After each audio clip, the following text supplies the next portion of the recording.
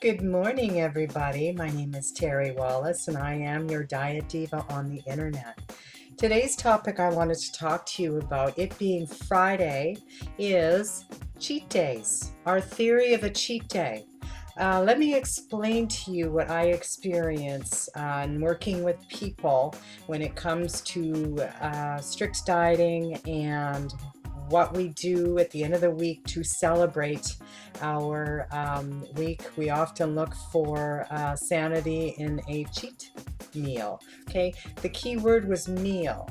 Most of the people that I've worked with fail in that word meal. The idea of the cheat theory is to basically rev up a very stagnant metabolic rate throughout the week. Because we've kept our calories so restrictive, our metabolism has a tendency to just maintain at bay.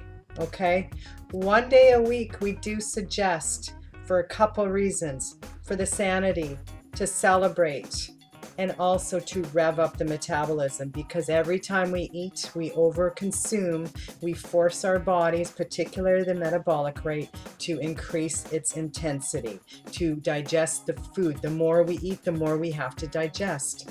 The more we consume, the more digestion occurs, but we are overtaxing our organs when we overeat. So be careful with the cheat theory, okay? One rule of thumb is you keep it to one day a week, one meal. It doesn't matter what it is, whatever you want, it's entirely up to you. I personally find myself, if it's my cheat meal, it's one day a week. Here's my trick, and I'm going to teach you this trick. It is in my ebook, Your Diet Diva Gone Raw. I focus a lot of my research and a lot of my tips on controlling insulin management, which means controlling the carbohydrate consumption that we consume.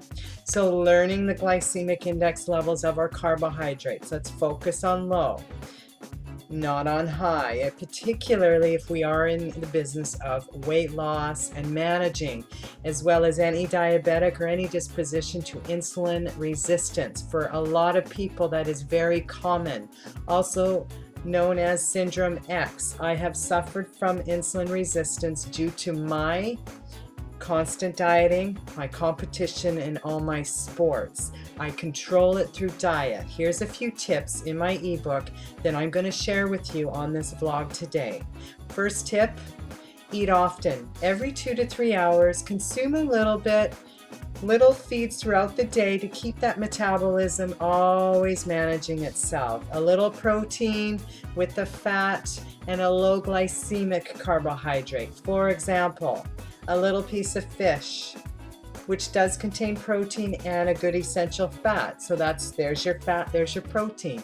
Add the glycemic carbohydrate. For example, a salad, broccoli, steamed vegetables, raw vegetables. Notice I'm saying vegetables. These are low glycemic, particularly if they're green in color. Any type of root vegetable is a higher glycemic. Be careful with those. Make a point of eating those. Keep rotating your vegetables. The other tip that I like to offer is by adding something acidic to that cheat meal. For example, this is my experience, and the key to everything is controlling the insulin before it reacts. The pancreas can only facilitate so much sugar. After that, it's basically having an insulin reaction. It's overproducing insulin, so hence the reason over time your body becomes susceptible to insulin resistance. Our pancreas will still produce and work accordingly, but you'd be surprised how many carbohydrates it can handle at one time. That being said, here's a nice tip for you if you like to reduce that load on your pancreas. Here's my suggestion. Two things that come to mind. By adding freshly squeezed lemon into your water, that will help reduce the glycemic level of the sugar. Why? Because it's acidic. It will actually change the pH level of that sugar molecule and reduce its index level. It's amazing. So simply by adding fresh water to your lemon. So if you're eating out in a restaurant, always ask the waiter or waitress for some freshly squeezed lemon.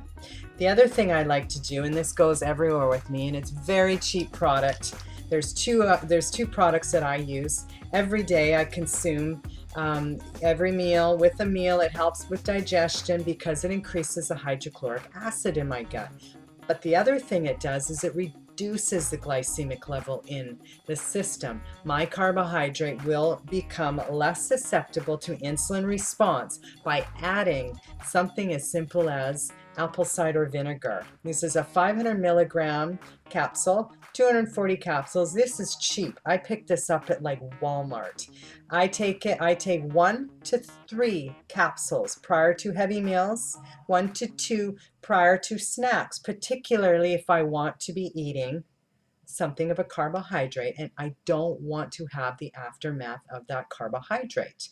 The other thing that I would suggest is picking up at any of your health food stores this Bragg's, the liquid apple cider vinegar. It is raw, it's organic, it is by far one of the best liquid apple cider vinegars. It does not contain the fulvic acid, so be careful. You definitely want something that is unfiltered and raw.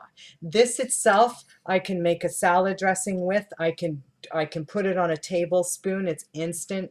I don't necessarily I like it in the system in my gut because it's very acidic. So one thing for sure is I'm always making my salad dressings with this product. Or if I'm steaming vegetables, I'm adding this with a little bit of hemp oil, with a little bit of or balsamic, and adding it together. So this will also help reduce the glycemic level and the load on my pancreas. Again, everything we do is insulin management. Those little tips will help your body keep that glycemic level low. That pancreas is happy because it's not having to assimilate all the sugar.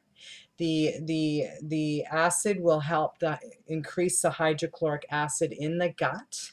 So these are little things. By adding a protein, a fat, and a carbohydrate, always making sure that you're having a protein will help support blood sugar. Anything that will reduce the glycemic level is anything very acidic. Even a potato, for example. You can change the glycemic index level simply by adding freshly squeezed lemon, or having it in your water, or having a capsule before you eat, about half an hour to 45 minutes before you eat your meal. So there you go, a little couple of things that you could think about the next time you choose to have a cheat meal. Not a day, but a cheat meal, and that pancreas will appreciate it. And I know over time, if you keep consistent with it, you will find you will have less cravings for carbohydrates, less cravings for sugar, and you will start noticing your body will start changing its shape. No more water retention and bloating. The apple cider vinegar has been one little tip that I'm going to share with you. It's an amazing little tip, so go for it. Have fun, enjoy that meal, and don't feel guilty. For now, have a fantastic day.